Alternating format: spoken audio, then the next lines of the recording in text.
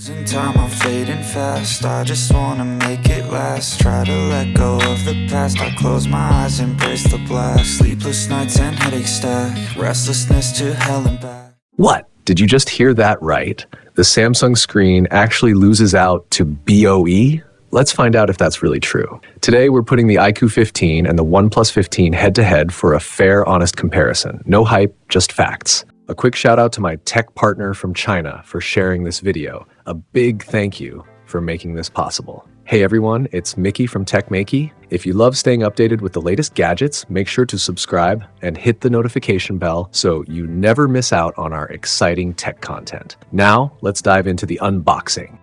Starting with the design, both phones go for different aesthetics, but look equally premium in their own ways. Each has its own unique charm. One focuses on sleek craftsmanship, while the other wins in the finer details. For instance, the iQOO 15's buttons feel more tactile and satisfying, whereas the OnePlus 15 keeps things ultra clean with slimmer bezels and a better light effect. In the end, which one you prefer really comes down to personal taste. Personally, I'm drawn to the one that just looks more elegant overall. Now onto the display, and here's where things get interesting. The iQOO 15 features a 6.85-inch 2K Samsung panel with a 144Hz refresh rate, while the OnePlus 15 offers a 6.78-inch 1.5K BOE flat screen running at 165Hz. But surprisingly, when both are set to full brightness on a white background, the OnePlus display actually looks clearer and brighter. Even at manual max brightness, it outshines the iQOO, and at the lowest brightness, it dims more effectively. Screen uniformity also varies slightly between the two, which might explain why some users experience eye strain. The OnePlus 15 has better consistency here. When it comes to color tones, both panels show minor differences, but the OnePlus display tends to have more vivid color shifts.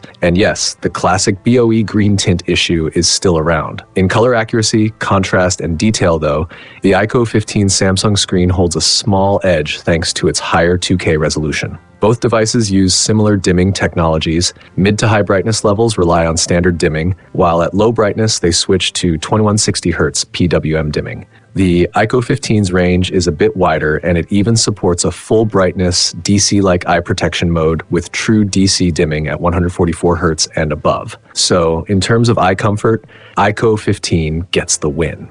Next up, battery life. After a grueling 4-hour test, the iQOO 15 managed 7 hours and 5 minutes of screen-on time with 31% battery left, while the OnePlus lasted 6 hours and 34 minutes with 32% remaining. Even though the iQOO's battery is slightly smaller, it still performs better overall. Samsung screens seem to offer more efficient power management here. Now let's talk about camera performance. And this one really surprised me. In bright environments, the iQOO 15 delivers noticeably sharper and clearer images. The OnePlus 15, on the other hand, tends to overexpose and struggles with highlight control. You can also spot inconsistencies in color reproduction. The OnePlus sometimes oversharpens details, especially when you zoom in. For telephoto shots, the iQOO 15 completely dominates. The OnePlus's algorithm boosts saturation but loses fine detail, while iQOO's images maintain natural textures, though it can occasionally miss focus. In video mode, both phones could be sharper, but the iQOO still offers more accurate color tones overall. So in terms of photography and video, the iQOO 15 clearly takes the lead. Both phones come with aggressive system optimization and their latest OS versions. Daily use feels fast and responsive, but when it comes to gaming, this is where the iQOO 15 really shines. It's built for performance.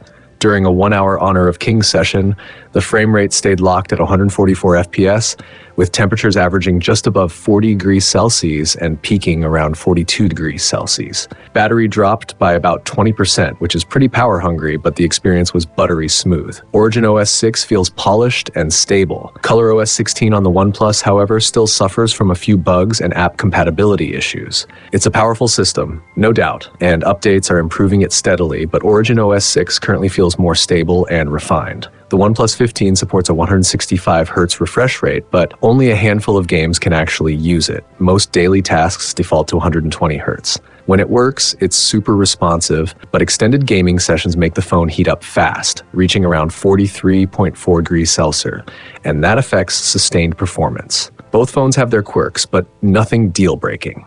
iQOO seems more consistent with system maintenance and optimization, and its overall smoothness and stability are slightly better than OnePlus right now. Looking at smaller details, the iQOO 15 comes with a 09116 vibration motor, offering crisp feedback and an enjoyable typing experience, though third-party apps might not fully utilize it yet. The OnePlus uses an Aero 816 motor, decent but not as refined. Fingerprint sensors on both are fast and reliable, and their speakers sound great, though I personally find iQOO's audio richer in texture. At the end of the day, both phones deliver solid performance for their price. But if you want overall strength, smoother gaming, better camera detail, and a more refined system, the iQOO 15 has the upper hand. The OnePlus 15 still stands out with its premium design and improved BOE screen, which, while not perfect, offers a great look and feel.